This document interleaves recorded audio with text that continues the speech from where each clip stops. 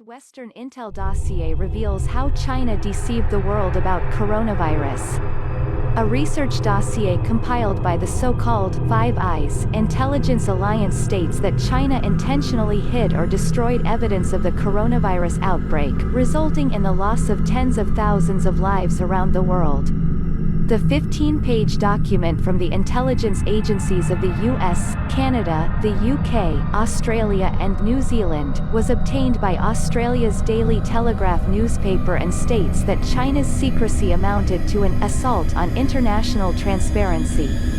The dossier touches on themes that have been discussed in media reports about the outbreak of the virus, including initial denial that the virus could be transmitted between humans, the silencing or disappearing of doctors who tried to speak up, the destruction of evidence in laboratories and refusal to provide live samples to international scientists working on a vaccine.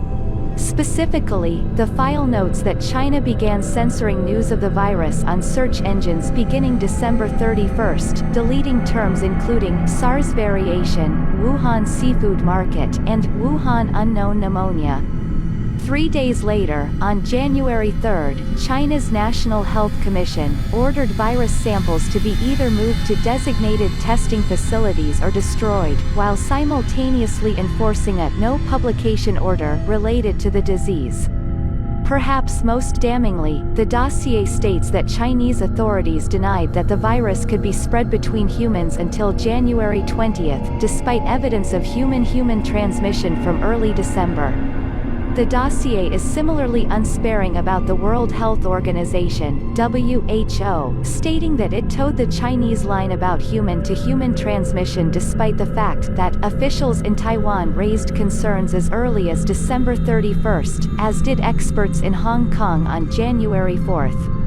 As of Friday night, the WHO's official Twitter account still featured a tweet from January 14 that stated, "Preliminary investigations conducted by the Chinese authorities have found no clear evidence of human-to-human transmission of the novel #coronavirus 2019 nCoV identified in #Wuhan, #China."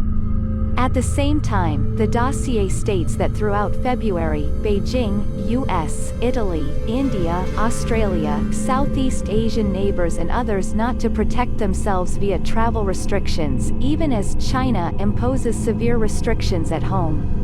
At the same time, the file states, millions of people left Wuhan after the outbreak and before Beijing locked down the city on January 23. The dossier continues the litany of Chinese defensiveness, stating, as EU, European Union, diplomats prepare a report on the pandemic, China successfully presses Brussels to strike language on China disinformation. Similarly, as Australia calls for an independent inquiry into the pandemic, China threatens to cut off trade with Australia. China has likewise responded furiously to US calls for transparency. The Telegraph report does present one point of divergence between the Allied governments, with Australia believing the virus most likely originated in the Wuhan wet market and putting the chances it accidentally leaked from a lab at 5%. By contrast, Fox News reported April 15 that U.S. intelligence officials are increasingly confident that coronavirus likely originated in a Wuhan lab as a consequence of China's attempt to demonstrate that its efforts to identify and combat viruses are equal to or greater than the capabilities of the United States. President Trump said Thursday that he's seen evidence suggesting the virus came from a lab after Fox News and others asked if he knew of anything that gave him confidence that the outbreak originated in the Wuhan Institute of Virology. "Yes, I have," he replied, "and I think that the World Health Organization should be ashamed of themselves because they're like the public relations agency for China." Multiple sources previously told Fox News that it is believed standards in Wuhan were disregarded before the virus leaked, prompting Beijing to initiate a cover-up. Sources also claimed that WHO was complicit from the beginning in helping China cover its tracks. The WHO and China have denied any wrongdoing. The Telegraph also reported that key figures at the Wuhan Institute of Virology previously worked or trained in Australian government labs where they conducted research on pathogens in live bats as part of an ongoing partnership with the Chinese Academy of Sciences. According to the dossier, the team's work at the Wuhan lab involved discovering samples of coronavirus within a cave in Yunnan province and synthesizing a bat-derived coronavirus that could not be cured.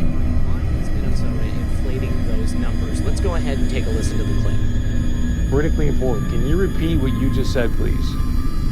Well, last Friday, I received a 7-page document that sort of told me that if I had an 86-year-old patient that had pneumonia but was never tested for COVID-19, but sometime after she came down with pneumonia, we learned that she had been exposed to her son, who had no symptoms, but later on was identified with COVID-19, that it would be appropriate to diagnose on the death certificate COVID-19. Now, we've not done that. If someone has the pneumonia and it's in the middle of a flu epidemic, and I don't have a test on influenza, I don't diagnose influenza on the death certificate. I will say this elderly patient died of pneumonia. I don't mean to interrupt you, but my heart is sinking right now as you're telling me this. You're a doctor. Why in the world would they be sending you out information to fill out death certificates, whether the person's been diagnosed with COVID-19 or not, but then to say in the death certificate this person's death was caused by COVID-19? That does not sound right to me. I went to the person in our office who does most of the death certificates over the last 10, 20 years, and I said, does this sound right? I had her look at the documents that I printed off, and she said, well, we've always been told that you always put down just facts. You don't put down any probabilities. You don't put any presumptions down. It's just what you know. And so this is concerning, and it actually gets to your point, Chris. When we start talking about the data that goes into the modeling, we have to ask ourselves a question. Are we being forthright? Are we sharing with the public? Minnesota, North Dakota, we don't need to be having it sugar-coated. We want to know what's going into your modeling. So with that being said, why would they want to skew the number of deaths due to COVID-19? Well, fear is a great way to control people, and I worry. Yes, I shouldn't have spoken too soon. I just refreshed the page, and my good friend and co-host Methods was just dropped again on the boards. This one has a lot of text with it, and Methods includes here for us something that he says, what are the odds? We've got a timeline right here, and then an ABC News article. Here's a screenshot from the timeline, and on January 15th, the patient who becomes the first confirmed U.S. case leaves Wuhan and arrives in the United States carrying CV-19. And then on January 15th, articles of impeachment delivered to Senate triggering historic trial of President Trump. As we spoke about on the show earlier today, we thought it was strange for a long time that Pelosi held on to those articles of impeachment till just the right moment when things were set into motion. Does anyone have any doubt as to whether or not this is a grand play put on by the Dems and a place like the CCP? I think that the answer is obviously yes, and I'm glad that our favorite Anon liked this as well. Let's go ahead and take a look at the rest of the post.